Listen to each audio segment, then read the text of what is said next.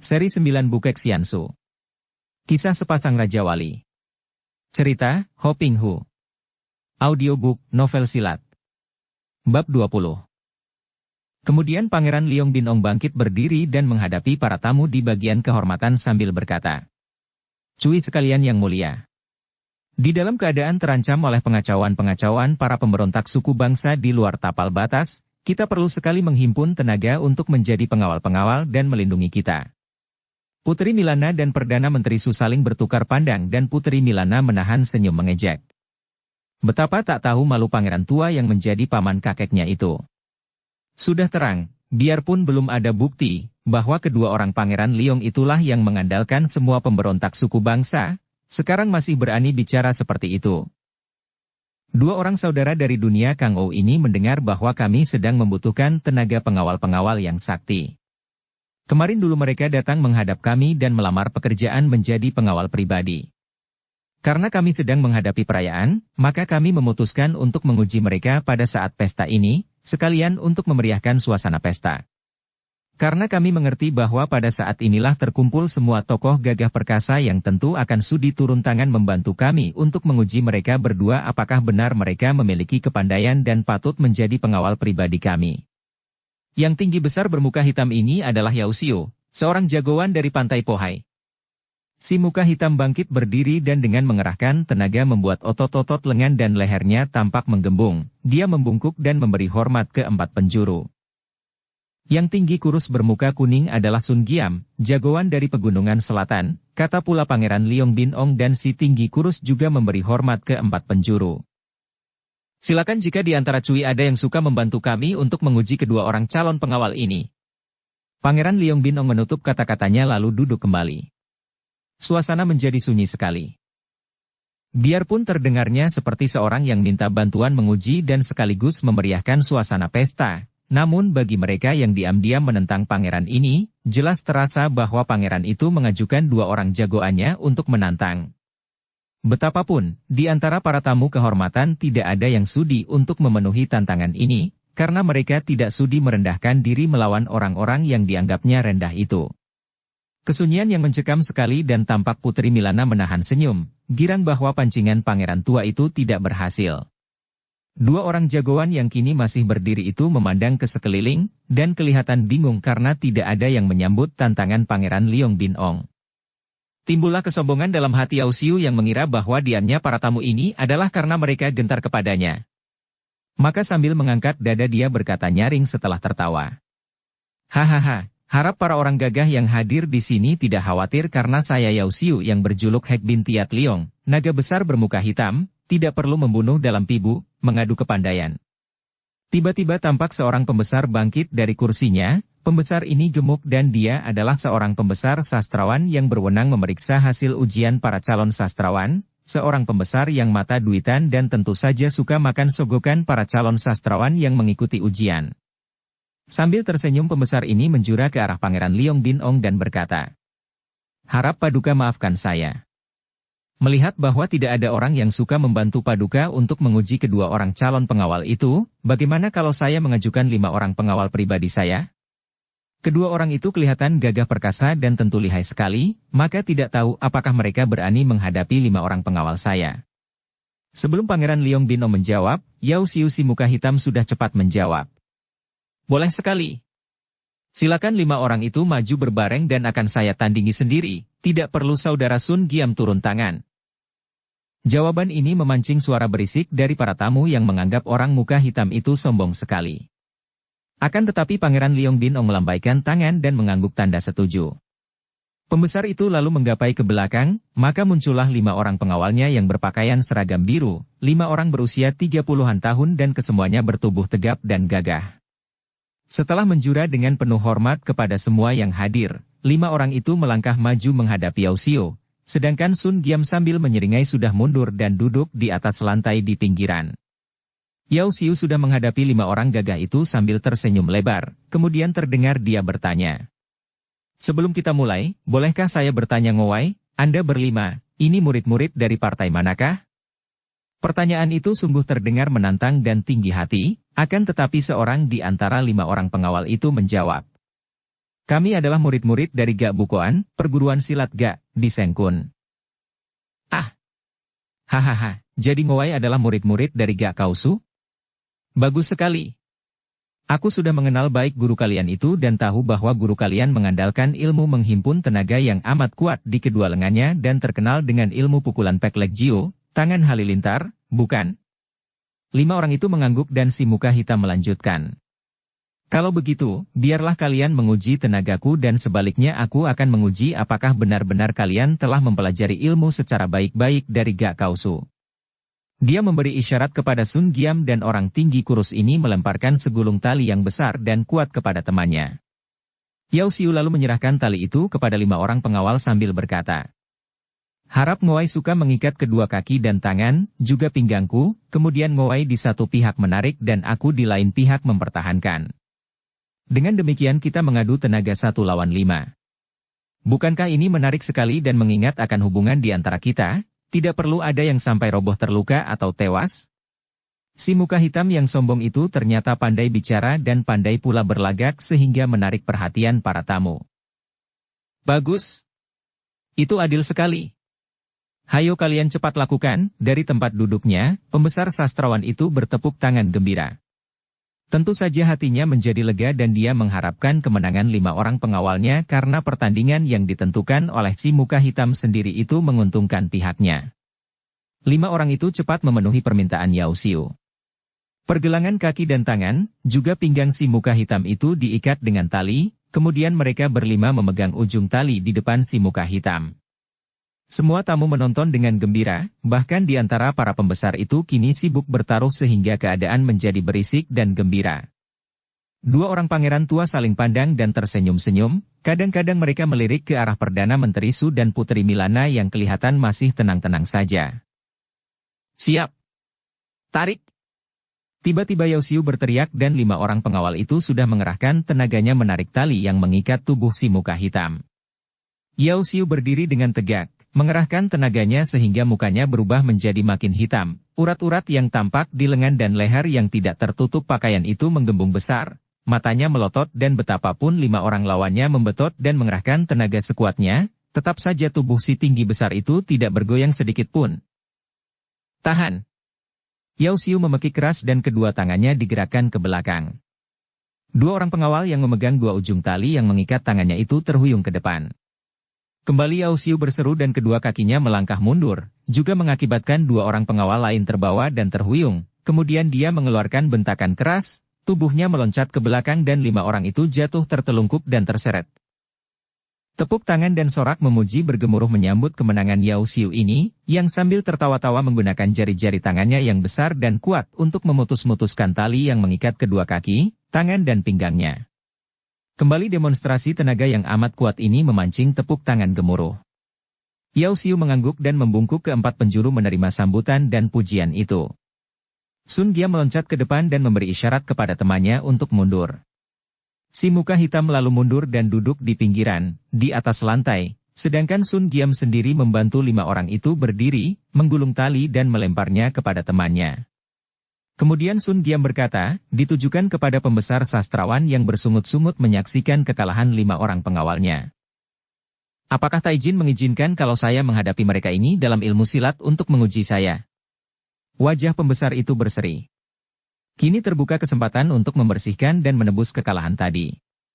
Dia tahu bahwa 5 orang pengawalnya adalah ahli-ahli ilmu silat, maka sambil mengangguk dia berkata, baik, kami setuju sekali. Sun Giam kini berkata, ditujukan kepada semua hadirin. Tadi sahabat saya, Yao Xiu, telah memperlihatkan kekuatan tubuhnya yang dahsyat. Kalau hanya tenaga 25 orang biasa saja kiranya dia masih akan mampu menandinginya. Akan tetapi, dia belum memperlihatkan ilmu silatnya dan karena dia telah mengeluarkan tenaga, biarlah saya yang akan menghadapi 5 orang murid perguruan Gak Bukoan ini. Sambil menghadapi mereka, si muka kuning ini berkata, harap Ngowai suka mendemonstrasikan pukulan-pukulan Peklek Jiu yang telah terkenal itu dan sekaligus maju menyerang saya. 5 orang yang sudah kalah dalam mengadu tenaga itu, kini mengepung si muka kuning kemudian terdengar seorang di antara mereka mengeluarkan aba-aba dan serentak menyeranglah mereka dengan pukulan-pukulan yang mendatangkan angin dahsyat. Akan tetapi, dengan gerakan lemas dan lincah si tinggi kurus itu dapat mengelak ke sana kemari sambil menggerakkan kedua tangannya menyampok setiap pukulan yang tidak sempat dielakkannya. Tampaklah pemandangan yang mengagumkan di mana Sun Gia menggunakan kelincahannya dikeroyok 5 orang itu. Jelas tampak oleh mata para ahli yang duduk di situ bahwa si tinggi kurus ini memang sengaja mendemonstrasikan kepandaiannya, maka sengaja hanya mengelak dan menangkis, padahal jelas mudah dilihat betapa tingkatnya jauh lebih tinggi daripada para pengeroyoknya. "Ngowai, awas!" Tiba-tiba dia berkata halus, kaki tangannya bergerak dengan cepat sekali dan berturut-turut terdengar 5 orang itu memekik disusul robohnya tubuh mereka di atas lantai karena totokan jari-jari tangan dan tendangan kaki Sun Giam. Kembali terdengar sorak dan tepuk tangan memuji yang disambut oleh Sun Giam dengan membungkuk ke 4 penjuru. Seperti 2 orang yang sudah biasa berdemonstrasi dan menjual kepandaian di depan umum, kini Yao Xiu dan Sun Giam sudah berdiri mengangkat tangan ke atas, memberi kesempatan kepada 5 orang pengawal itu mengundurkan diri, dan setelah pujian agak mereda, terdengar Yao Xiu berkata dengan suaranya yang lantang. "Sahabatku Sun Giam telah memperlihatkan kepandaian. Akan tetapi kami berdua masih belum puas karena apa yang kami perlihatkan tadi tidak ada harganya dan tentu belum memuaskan hati junjungan kami Pangeran Liong Bin Ong. Oleh karena itu kami mohon dengan hormat sudilah kiranya para tokoh besar yang hadir di sini suka turun tangan menguji kami. 5 orang pengawal tadi, biarpun kepandaiannya cukup hebat, namun masih jauh di bawah tingkat kami." Hening sampai lama setelah si muka hitam ini bicara. Melihat bahwa tidak ada sambutan, Sun Giam membuka mulutnya. "Kami berdua mendengar sebelum memasuki kota raja bahwa kota raja menjadi pusat orang pandai, menjadi pusat para pengawal yang berilmu tinggi. Sungguh kami tidak percaya kalau sekarang tidak ada yang berani menghadapi kami." Ucapan ini mulai memanaskan hati para tamu yang merasa memiliki ilmu kepandaian tinggi. Akan tetapi ketika Han Wai Kong yang mukanya menjadi merah karena marah hendak bangkit, Putri Milana, istrinya yang duduk di sampingnya, mencegah dengan pandangan matanya. Putri ini masih kelihatan tenang-tenang saja karena dia sedang memutar otak mencari tahu atau menduga-duga apa gerangan yang tersembunyi di balik semua ini, yang dia yakin tentu diatur oleh Pangeran Liong Bin Ong. Dia tidak mau sampai terpancing oleh pangeran yang cerdik itu, maka dia menyabarkan suaminya yang mulai marah melihat sikap dan mendengar kata-kata kedua orang jagoan Pangeran Liong Bin Ong itu. Sebagian para pengawal yang hadir di tempat itu dalam melaksanakan tugas mengawal para pembesar militer dan sipil, biarpun merasa marah dan penasaran, namun mereka ini tidak berani lancang turun tangan di dalam perjamuan orang-orang besar seperti itu tanpa perintah dari junjungan masing-masing. Sedangkan para pembesar jarang pula yang berani memerintahkan pengawalnya untuk menghadapi 2 orang jagoan itu. Mereka yang memang terpengaruh oleh Pangeran Liong Bin Ong tentu saja tidak suka menentang, sedangkan mereka yang berpihak kaisar dan diam-diam tidak suka kepada pangeran ini, juga tidak berani menyuruh pengawal mereka karena mereka merasa segan untuk menentang pangeran ini secara terang-terangan, mengingat akan pengaruh kedua orang pangeran di situ setelah Sun Giam membuka mulutnya setengah menantang para pengawal kota raja. Melihat betapa tidak ada sambutan sama sekali, Yao Xiu dan Sun Giam yang memang sudah menerima tugas dari Pangeran Liong Bin Ong untuk memanaskan suasana dan untuk menunjukkan tantangan kepada Putri Milana secara halus, lalu saling pandang dan Yao Xiu bangkit berdiri, menghadap ruangan kehormatan dan berkata lantang. "Kami berdua belum lama meninggalkan tempat pertapaan, saya meninggalkan pantai laut dan sahabat Sun Giam meninggalkan pegunungan.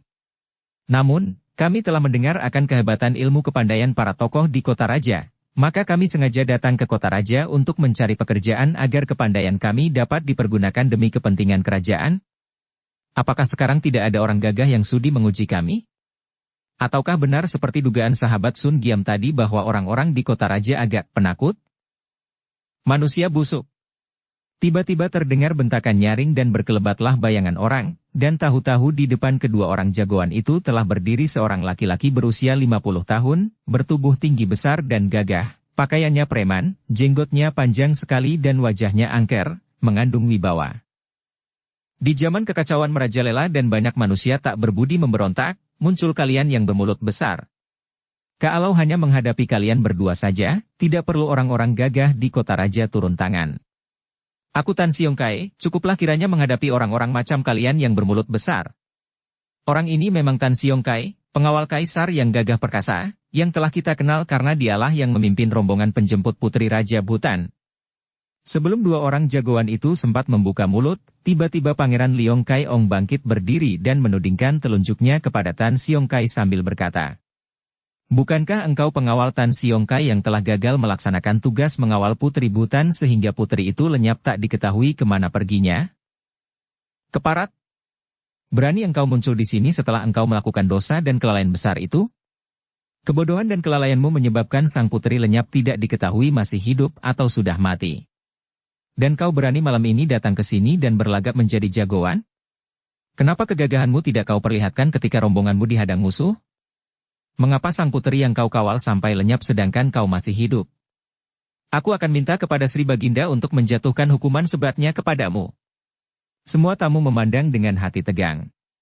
Semua mengenal siapa adanya Tan Siong Kai, seorang pengawal kepercayaan kaisar, bahkan menjadi pembantu dari Putri Milana dalam mengamankan kota raja. Mereka semua telah mendengar pula akan kegagalan pengawal itu menjemput Putri Butan, calon istri Pangeran Liong Kai Ong. Maka sepantasnya lah kalau pangeran itu, yang urung menjadi pengantin, yang kehilangan calon istrinya marah-marah kepada pengawal ini. "Mengapa kau berani datang ke sini? Hayo pergi. Pergi kau." Tan Siong Kai yang kelihatan tenang itu menoleh ke arah Perdana Menteri Su dan Putri Milana. Dia melihat kedua orang pembesar itu mengangguk kepadanya dan memberi isyarat agar supaya dia pergi. Sebetulnya munculnya Tan Siong Kai di tempat itu adalah karena dia ditugaskan oleh Kaisar untuk mengawal Perdana Menteri Su yang malam itu juga mewakili Kaisar, berarti dia menjadi pengawal utusan Kaisar. Akan tetapi, sebagai seorang pengawal setia yang telah berpengalaman dan berpemandangan luas, di tempat umum itu dia tidak mau membela diri dengan menyebut nama Perdana Menteri, karena dia tidak mau menjadi penyebab terjadinya keributan atau perasaan tidak enak. Setelah menerima isyarat, dia lalu menjura kepada Pangeran Liong Kai Ong dan berkata, "Baik, hamba dengan langkah lebar meninggalkan tempat pesta melalui pintu gerbang depan." Keadaan menjadi sunyi sekali setelah pengawal itu pergi. Peristiwa tadi menimbulkan ketegangan. Tiba-tiba suasana yang sunyi itu dipecahkan oleh suara tertawa dari Yao Xiu. Dia sudah bangkit berdiri dan berkata, "Sungguh menyesal sekali bahwa pengawal Tan Siong Kai tadi kiranya seorang yang telah melakukan dosa dan kelalaian besar dan sepatutnya dia dihukum. Kalau tidak agaknya dia memiliki sedikit kepandaian untuk diperlihatkan agar kami berdua dapat diuji. Harap Cui yang merasa memiliki ilmu kepandaian sudi maju sebagai penggantinya. Kami maklum bahwa di antara Cui banyak yang memiliki ilmu kepandaian tinggi sekali, akan tetapi jangan khawatir bahwa kami akan celaka. Kami takkan mengecewakan Cui. Selama kami merantau, kami belum pernah dikalahkan orang. Bahkan kami tadinya merencanakan untuk mencari Pulau Es, tiba-tiba terdengar bentakan halus namun suara ini menembus semua kegaduhan dan memasuki telinga Yao Xiu seperti jarum-jarum menusuk. Mau apa kalian mencari Pulau Es? Yao Xiu terkejut sekali dan cepat menoleh ke arah Putri Milana yang telah mengajukan pertanyaan itu. Melihat sepasang mata yang amat tajam itu, diam-diam dia menjadi gentar juga. Tentu saja Yao Xiu dan Sun Giam maklum siapa adanya putri cantik dan agung itu. Mereka maklum bahwa putri itu adalah putri dari majikan Pulau Es, pendekar super sakti atau pendekar siluman, dan ibunya adalah bekas panglima besar wanita Putri Nirahai. Kalau saja mereka berdua tidak menjadi kaki tangan kedua orang Pangeran Liong, tentu mereka akan berpikir-pikir dulu untuk berani main-main di depan Putri Milana. Akan tetapi, justru tugas mereka adalah untuk memancing putri itu agar bangkit kemarahannya dan membuat putri itu menjadi serba salah. Maju menghadapi mereka berarti merendahkan derajatnya, kalau tidak berarti terhina karena ditantang tanpa menanggapi. Kami hendak mencari Pulau Es karena kami tidak pernah bertemu tanding. Kami mendengar bahwa majikan Pulau Es adalah seorang yang memiliki ilmu kepandaian tinggi, jawab Sun Giam. Akan tetapi, sebelum melihat sendiri, bagaimana kami dapat percaya, sambung Yao Xiu. Hanya kabarnya, banyak pula muridnya berada di kota raja, maka apa salahnya kalau ada muridnya yang mau mencoba-coba dengan kami agar dari kepandaian muridnya kami dapat mengukur pula tingkat gurunya? Kami adalah dua orang baru yang tidak tahu apakah benar di kota raja ada murid pendekar super sakti majikan Pulau Es yang terkenal itu. Tentu saja Yao Xiu cukup cerdik untuk melindungi diri mereka dengan dalih bahwa mereka tidak tahu menahu tentang pendekar super sakti, tidak tahu bahwa putri pendekar super sakti berada di tempat perjamuan itu karena kalau demikian halnya, Tentu Putri Milana yang cerdik akan merasa curiga dan menduga akan adanya pancingan dan jebakan. Biar aku mengajar mereka. Panglima Han Waikong berkata dan istrinya mengangguk. Tadi Putri Milana telah menyaksikan gerakan kedua orang jagoan itu dan dia maklum bahwa mereka berdua itu hanyalah memiliki tingkat yang biasa saja sehingga dia merasa yakin bahwa suaminya akan dapat mengalahkan mereka. Mendengar dua orang jagoan kasar itu menyinggung nama ayahnya tanpa dia melakukan sesuatu, tentu akan mencemarkan nama dan kehormatannya. Akan tetapi kalau dia turun tangan sendiri juga merupakan hal yang tidak baik karena dia adalah seorang putri cucu kaisar dan putri pendekar super sakti, amat rendahlah untuk melayani dua orang jagoan kasar. Berbeda lagi kalau Han Waikong yang turun tangan karena suaminya itu juga bekas seorang pengawal kaisar yang kini turun tangan menghadapi mereka yang menantang-nantang semua orang gagah di kota raja. Manusia-manusia sombong. Biar akulah yang akan menghadapi kalian, bentak Han Waikong yang sekali meloncat sudah berada di depan kedua orang itu.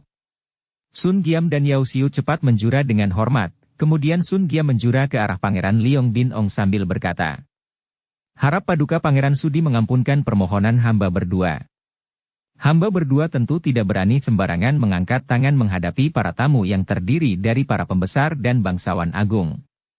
Oleh karena itu, kami baru berani mengangkat tangan kalau yang datang ke gelanggang ini menganggap diri sendiri sebagai seorang Kang Ou, seorang ahli silat tanpa membawa-bawa kedudukannya. Sebelum Pangeran Liong Bin Ong atau Liong Kai Ong sempat menjawab, Han Waikong sudah membentak. "Aku tidak akan membawa kedudukanku karena aku pun bekas seorang pengawal. Aku maju karena ingin menyaksikan kepandaian kalian manusia sombong."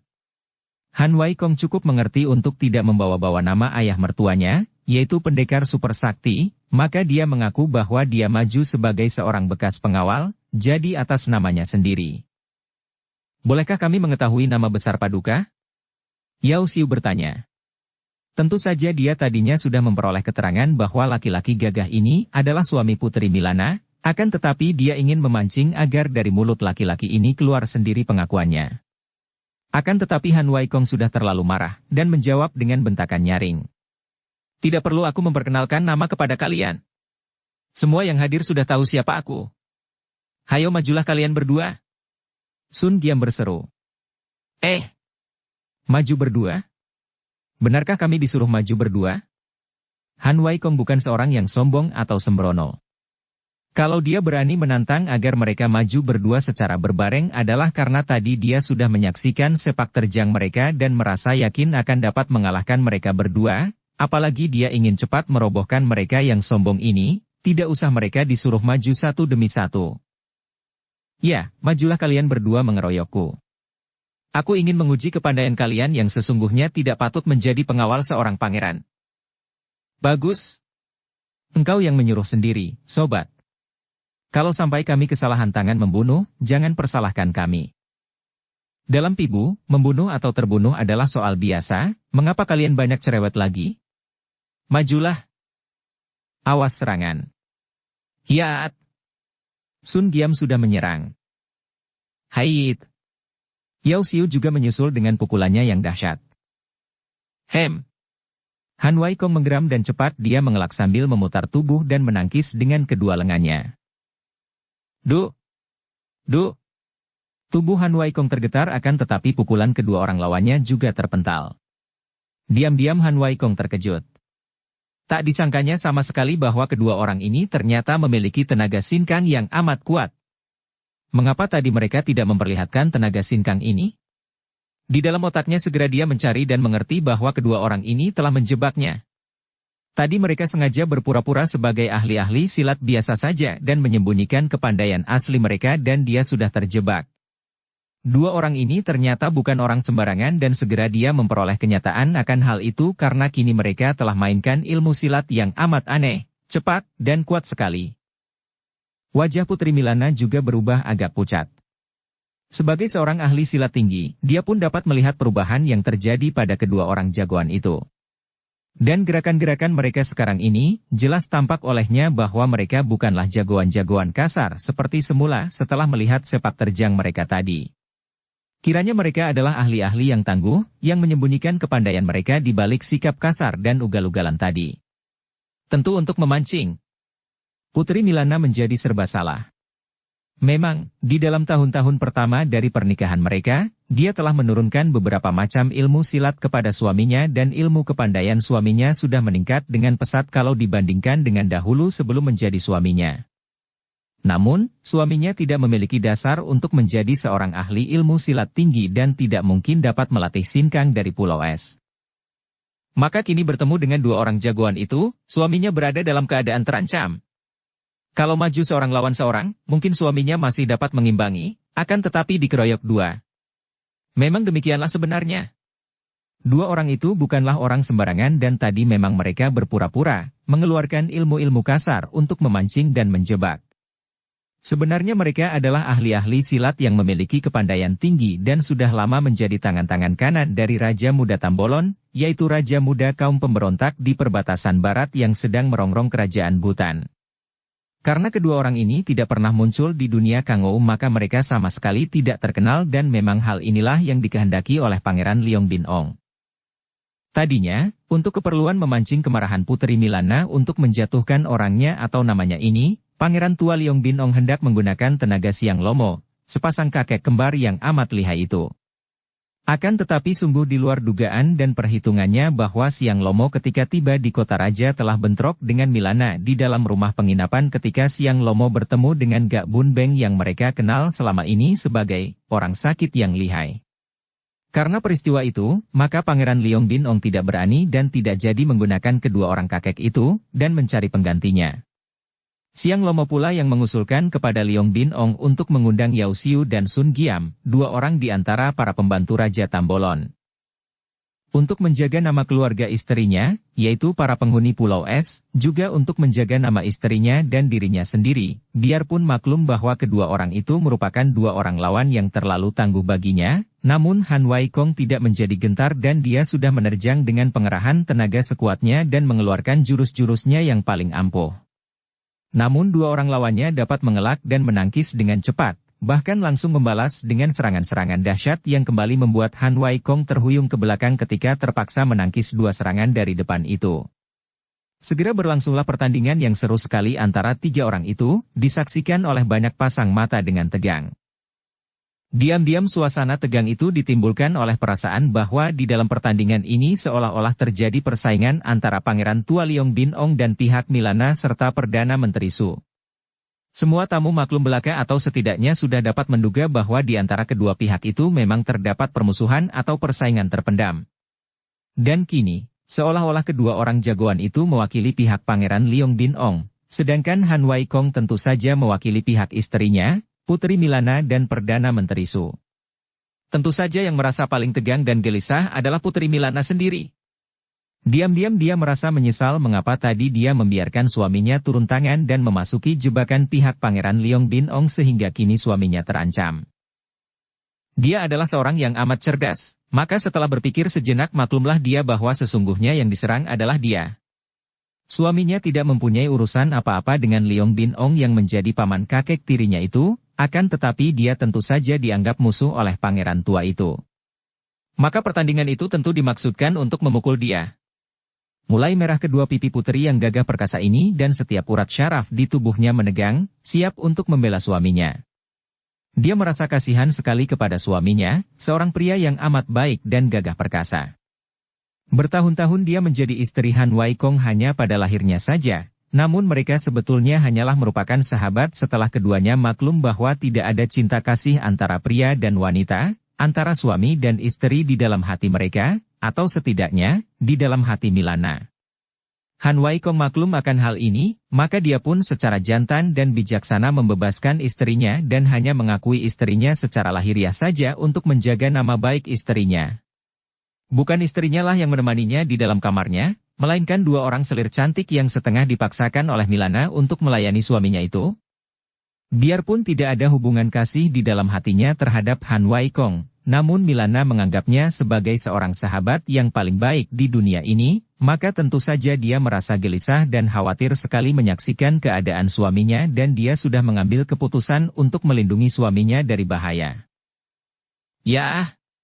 Tiba-tiba Han Wai Kong yang sudah terdesak terus-menerus itu mengeluarkan teriakan nyaring, tubuhnya menerjang dengan kecepatan kilat ke depan, kedua tangannya dikepal dan menghantam ke arah muka dan pusar Yao Xiu secara hebat sekali. Milana terkejut menyaksikan gerakan suaminya ini. Kalau suaminya terus memperkuat daya tahannya, biar terdesak kiranya masih tidak mudah bagi kedua orang pengeroyoknya untuk merobohkannya. Akan tetapi agaknya suaminya itu tidak mau didesak terus dan kini mengeluarkan jurus nekat yang ditujukan kepada seorang di antara dua orang pengeroyoknya. Agaknya Han Wei Kong sudah bertekad untuk merobohkan seorang lawan dengan resiko dia sendiri terpukul oleh lawan kedua. Milana maklum akan isi hati suaminya, yaitu bahwa biarpun suaminya roboh, setidaknya telah dapat merobohkan seorang lawan pula, sehingga tidaklah akan terlalu memalukan. "Hei!" Yao Xiu berteriak, kaget juga menyaksikan serangan hebat ini, dia mencelat mundur dan ketika lawan terus mengejar, dia juga melonjorkan kedua lengannya dan bertemulah kedua tangannya dengan kepalan tangan Han Wei Kong. Des! Bu! Yao Xiu kalah tenaga karena memang sedang mundur, begitu kedua tangannya bertemu dengan tangan lawan, dia terlempar dan terjengkang, akan tetapi pada saat itu juga, Sun Giam sudah menerjang dari samping dan pukulannya yang amat keras dan ditujukan kepada leher Han Wei Kong, biarpun sudah dielakkan oleh Han Wei Kong dengan miringkan tubuh, tetap saja masih mengenai pundaknya. Membuat bekas panglima pengawal ini roboh pula. Yao Xiu dan Sun Giam kini melompat ke depan, agaknya hendak mengirim pukulan maut kepada lawan yang sudah rebah miring dan belum sampai bangun itu, apalagi Yao Xiu yang menjadi marah karena tubuhnya masih tergetar oleh pertemuan kedua tangannya tadi, dan pinggulnya masih panas dan nyeri karena dia terjengkang dan terbanting. Plak! Plak! Dua orang jagoan itu terkejut sekali dan terhuyung-huyung ke belakang. Mereka terbelalak memandang putri cantik yang sudah berdiri di depan mereka yang tadi menangkis kedua tangan mereka yang sudah diayun untuk menghantam Han Wei Kong. Tangan halus sekali yang ketika menangkis terasa dingin seperti es dan membuat mereka menggigil dan terhuyung ke belakang. Bedebah!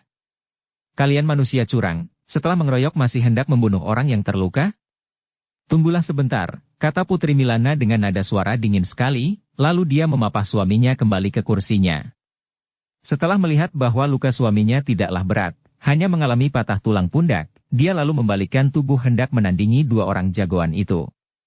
Akan tetapi betapa heran hatinya ketika di tengah tempat tibu itu kini telah muncul dua orang pemuda remaja yang menghadapi Yao Xiu dan Sun Giam sambil tersenyum mengejek.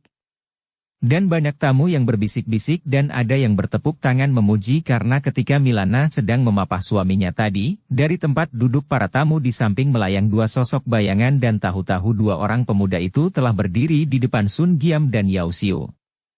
Gerakan meloncat yang indah inilah yang menarik perhatian para tamu. Siapakah mereka? Dari mana mereka datang? Pangeran Liong Bin Ong sendiri terkejut dan bingung. Akan tetapi melihat bahwa yang muncul hanyalah dua orang pemuda yang masih remaja, dia percaya bahwa dua orang jagoannya itu akan dapat mengatasi mereka.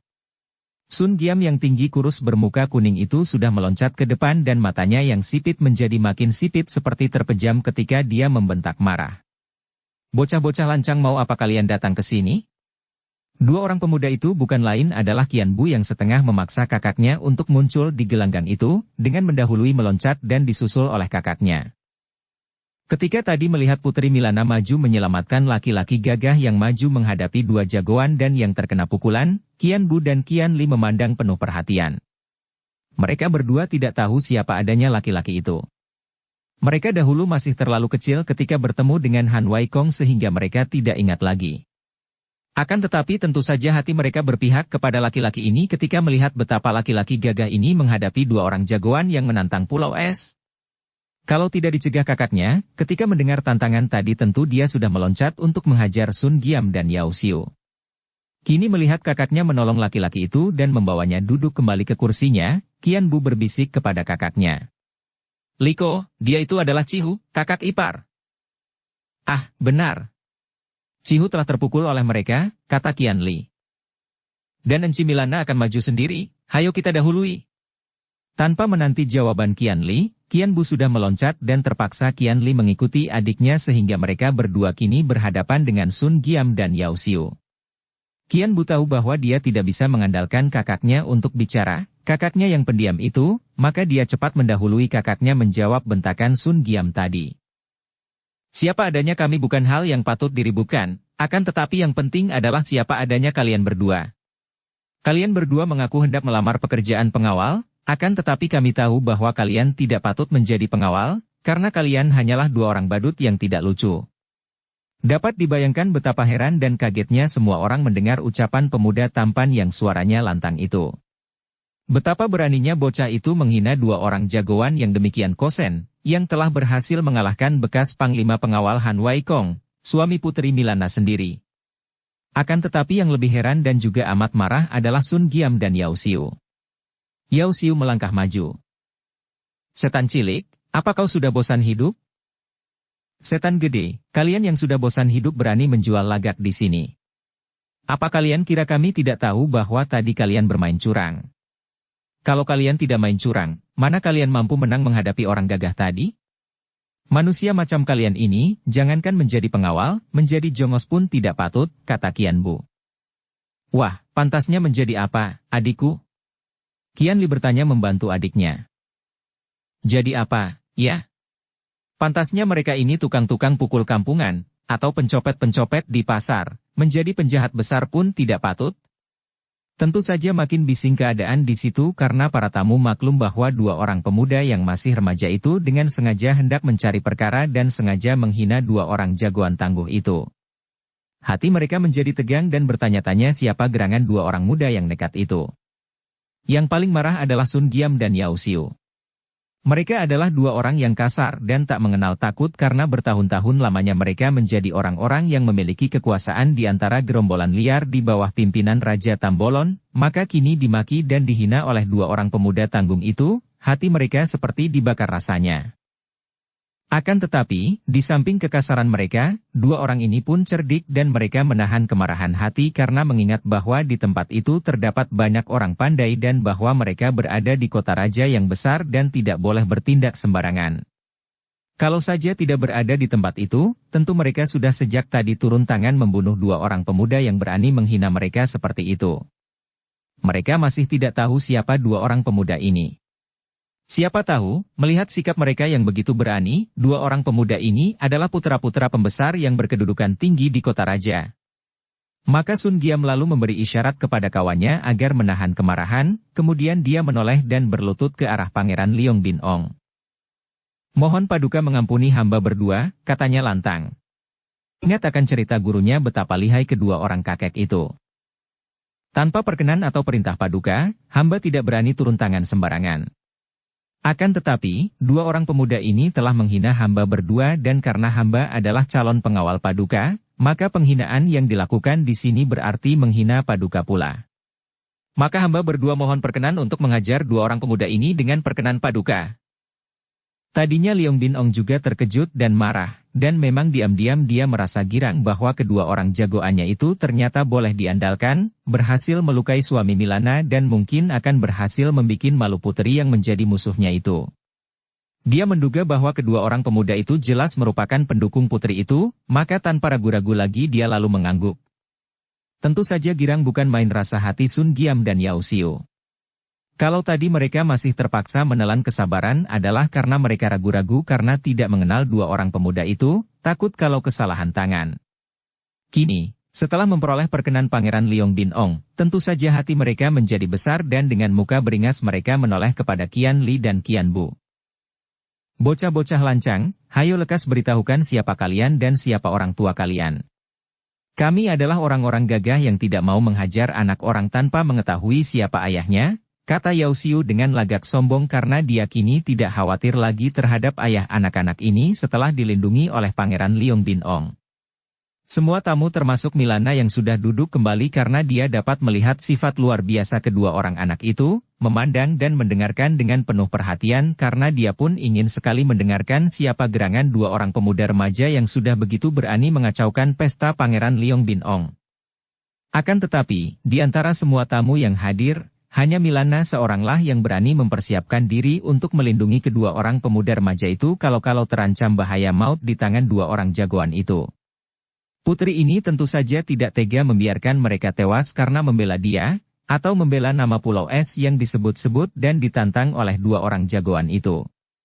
Sementara itu, melihat lagak sombong dari Yao Xiu, Qian Li yang pendiam hanya memandang dengan matanya yang lebar terbelalak, akan tetapi adiknya, Qian Bu sudah tertawa riang dan mendahului kakaknya menjawab. Kalian adalah Xiao dan Shisu, dan ketahuilah bahwa kakakku ini namanya Tea Yao Eng, pendekar pemukul orang Xiao, dan namaku adalah Tea Sun Eng, pendekar pemukul orang Shisun. Nah, kalian tidak lekas berlutut minta ampun? Jawaban yang tak disangka-sangka orang ini selain menimbulkan kemarahan hebat di dalam hati dua orang jagoan itu, juga membuat geli hati mereka yang berpihak kepada suami putri Milana yang terluka tadi. Namun kegelisahan hati mereka bercampur dengan kekhawatiran karena mereka maklum betapa marahnya dua orang tukang pukul yang sudah memperoleh perkenan dari Pangeran Liong Bin Ong untuk menghajar dua orang pemuda remaja itu dan tentu mereka tidak akan bertindak kepalang tanggung. Mungkin akan dibunuhnya dua orang pemuda remaja yang tampan dan sedikit pun tidak mengenal takut itu. Bocah setan! Kau sudah bosan hidup? Sun Giam dan Yao Xiu membentak dan keduanya menerjang dan menyerang Qian Bu. Hei! Hei! Qian Bu sudah berloncatan ke belakang dengan sikap mengejek dan mempermainkan, lalu menudingkan telunjuknya ke arah muka mereka bergantian. Kiranya kalian ini benar-benar hanyalah tukang-tukang pukul kampungan yang beraninya mengeroyok orang. Tadi kalau tidak mengeroyok dan curang, tentu kalian telah roboh oleh orang gagah itu. Apa sekarang kau hendak mengeroyok aku pula? Wajah kedua orang jagoan itu menjadi merah. Sudah banyak mereka menghadapi lawan tangguh, akan tetapi baru sekarang mereka merasa dipermainkan oleh seorang anak-anak. Kalian juga berdua, majulah! Teriak Sun Giam menahan kemarahannya karena dia pun malu kalau dikatakan mengeroyok seorang bocah. Nanti dulu. Qian Bu mengangkat kedua tangan ke atas menahan mereka, juga sekaligus menahan kakaknya yang sudah bersiap hendak menerjang Yao Xiu. Katanya kalian adalah orang-orang gagah, maka sekarang di depan begini banyak tamu agung, perlihatkanlah kegagahanmu. Kalian merupakan dua jago tua dan kami adalah dua orang jago muda. Mari kita bertanding satu-satu agar lebih sedap ditonton dan lebih dapat dinikmati bagaimana kalian menghajar kami satu-satu. Betul tidak? Betul. Otomatis Yao Xiu menjawab karena tertarik oleh cara Qian Bu bicara. Hush!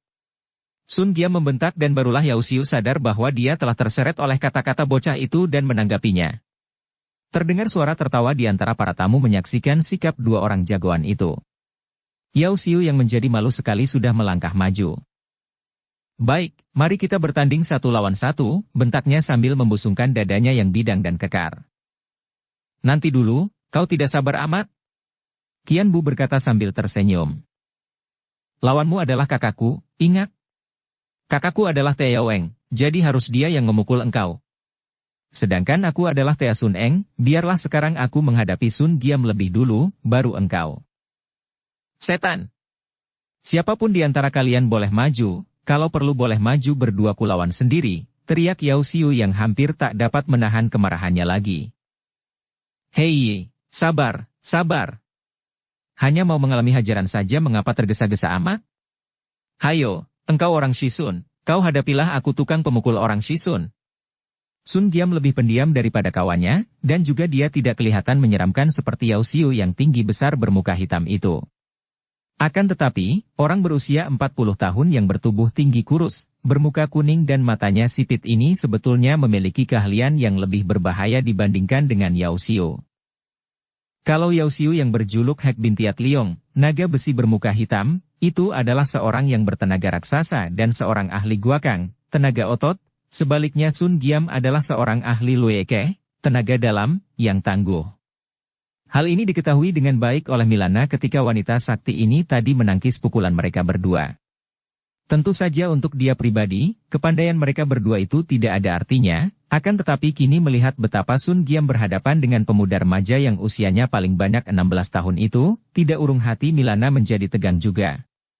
Sun Giam orangnya pendiam, akan tetapi menyaksikan lagak dan mendengarkan ucapan pemuda tampan yang amat memandang rendah kepadanya itu, dia juga sudah tak dapat menahan kemarahannya. Baik, bocah kurang ajar. Engkau yang menantang dan semua tamu agung yang hadir menjadi saksi. Kalau kau terpukul mampus nyawamu jangan penasaran dan menyalahkan aku. Setelah berkata demikian, Sun Giam sudah menggulung kedua lengan bajunya sehingga tampaklah kedua lengannya yang kurus kecil dan panjang. Melihat ini, Qian Bu tertawa. Hehehe, Kedua lenganmu kecil seperti kayu kering yang lapuk, perlu apa dipamerkan? Jangan-jangan untuk menyerangku menjadi patah-patah nanti. Kembali terdengar suara tertawa. Biarpun semua orang masih ragu-ragu apakah pemuda remaja yang tampan dan nakal jenaka itu dapat menandingi Sun Giam, namun setidaknya godaan-godaan itu cukup membuat hati mereka yang tidak suka kepada dua orang jagoan itu menjadi senang. Akan tetapi suara ketawa itu terhenti dan semua mata memandang penuh ketegangan ketika mereka melihat Sun Giam menggerak-gerakkan kedua lengannya dengan jari tangan berbentuk cakar dan terdengarlah bunyi berkerotokan mengerikan dari tulang-tulang lengan dan tangannya. Juga tampak betapa kedua lengan itu berubah menjadi kehijauan dan mengeluarkan getaran hebat. Milana menggenggam tangan kanannya. Dia mengenal ilmu yang dimiliki oleh Sun Giam itu, semacam Tok Chiang, tangan beracun, yang mengandung sinkang kuat dan berbahaya karena beracun. Dia mengerti bahwa hantaman kedua tangannya itu selain amat kuat, juga dapat menembus kulit daging dan meracuni tulang dan otot di tubuh lawan. Dugaannya memang tidak salah. Sun Giam telah melatih semacam pukulan beracun dan kedua tangannya itu mahir dengan ilmu Cheng Tok Chiang, tangan beracun hijau, yang dahsyat. Wah, kiranya engkau pandai main sulap. Tentu kau dahulu adalah seorang penjual obat yang suka main di pasar-pasar, bukan? Sayang permainanmu kurang menarik dan tidak kebetulan aku tidak membawa uang kecil, kata Qian Bu sambil menyeringai. Tentu saja, sebagai putra Pulau Es, dia pun mengenal kedua tangan itu, akan tetapi dia memandang rendah. Bocah sombong, terimalah pukulan mautku. Sun Giam sudah menghardik sambil bergerak maju. Gerakannya cepat sekali, kedua kakinya maju tanpa diangkat, hanya bergeser mengeluarkan suara, set-set, dan kedua lengannya sudah bergerak-gerak, setelah dekat dengan Qian Bu dia membentak keras. Hai! Wut. 4 kali beruntun kedua tangannya menyambar dahsyat, dimulai dengan tangan kiri membacok dengan tangan terbuka ke leher, disusul tangan kanan mencengkeram iga, kemudian tangan kiri menusuk lambung dan diakhiri dengan tangan kanan mencengkeram ke arah bawah pusar. Setiap serangan merupakan cengkeraman maut yang dapat merenggut nyawa seketika. Ai! Wus, plak. Dengan gerakan lincah sekali Qian Bu mengelak lalu menangkis 3 kali dengan tangannya, lagaknya seperti orang kerepotan akan tetapi semua tangkisannya tepat membuat kedua tangan lawan terpental. Sayang luput, Des. Kembali dia menangkis hantaman ke arah mukanya dengan tangan kiri, lalu tangan kanannya menampar ke depan. Plak! Aug! Sun Giam terkejut setengah mati. Bukan hanya semua serangannya dapat dielakkan dan ditangkis, bahkan tahu-tahu pipi kirinya kena ditampar keras sekali sampai kepalanya mendadak menjadi puyeng dan matanya berkunang, pipi kirinya panas berdenyut-denyut. Dia terhuyung ke belakang sambil mengusap pipi kirinya. Wah, mukamu menjadi hitam sebelah. Qian Bu menggoda. Mari biar ku tampar yang sebelah lagi agar tidak menjadi berat sebelah. Bisinglah keadaan para tamu ketika menyaksikan hal yang dianggapnya amat aneh ini.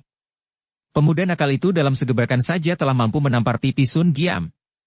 Dan dilakukan dengan cara semudah itu, seperti mempermainkan seorang anak kecil saja, malah diejek seolah-olah Sun Giam merupakan lawan yang sama sekali tidak mempunyai kepandaian apa-apa. Sun Giam mengeluarkan suara melengking dari kerongkongannya, lalu tubuhnya mencelat lagi ke depan, kini menggunakan jurus yang amat hebat. Kedua lengannya sampai kelihatan menjadi amat banyak saking cepatnya kedua tangan itu bergerak mengirim pukulan-pukulan maut yang amat gencar bertubi-tubi dan saling susul menyusul. Tak syut, ai, lagi-lagi kena angin belaka. Qian Bu mengejek, tubuhnya berloncatan, berputaran, seperti menari-nari dan dengan gerakan aneh menyelinap ke sana-sini namun selalu dia dapat mengelak atau menangkis semua pukulan itu. Mampuslah! Sun Giam yang terus menyerang itu tiba-tiba berteriak, dan kaki kanannya melayang ke arah bawah pusar Qian Bu. Kalau tendangan maut ini mengenai sasaran bagian tubuh yang paling lemah dari seorang pria itu, tentu sukar dapat menyelamatkan nyawa. Semua orang yang ahli dalam ilmu silat diam-diam menahan napas menyaksikan serangan maut ini, kecuali Milana yang tampak tenang saja akan tetapi kini matanya mengeluarkan sinar aneh memandang pemuda remaja itu, duduknya enak dan sama sekali tidak bersiap-siap lagi untuk membantu. Wir! Tendangan itu melayang dengan kecepatan yang sukar diikuti pandangan mata. Qian Bu seolah-olah tidak melihat ini, akan tetapi begitu kaki lawan mendekat, dia menggeser tubuh ke kiri, membiarkan kaki lewat di sebelah kanan tubuhnya, tangan kanannya menyambar dan merangkul pergelangan kaki. sedangkan tangan kirinya menyambar ke depan. Plak! Kembali Sun Giam terhuyung ke belakang dan mengeluh, otomatis tangan kanannya mengusap pipi kanannya yang kena ditampar. Nah, sekarang baru berimbang, mukamu menjadi kemerah-merahan seperti muka seorang dara cantik yang segar, hehehe. Qian Bu berkata sambil bertepuk tangan. Para tamu yang berpihak kepadanya juga tertawa dan bahkan ada yang bertepuk tangan pula. Sun Giam menjadi mata gelap saking marahnya. Dia tahu sekarang bahwa pemuda yang bengal ini ternyata memiliki ilmu kepandaian yang mujizat.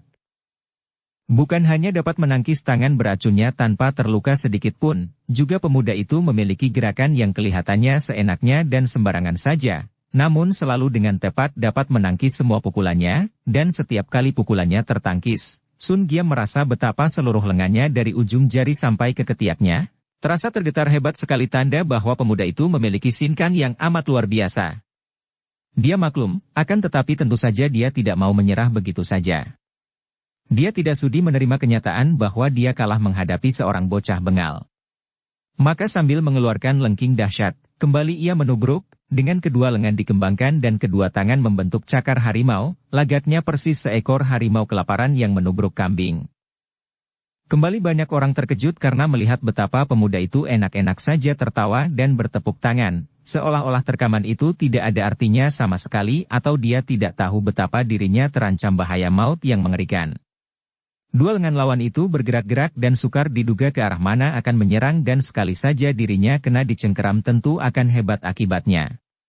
Namun tentu saja ini pendapat para penonton, tidak demikian dengan pendapat Qian Bu sendiri.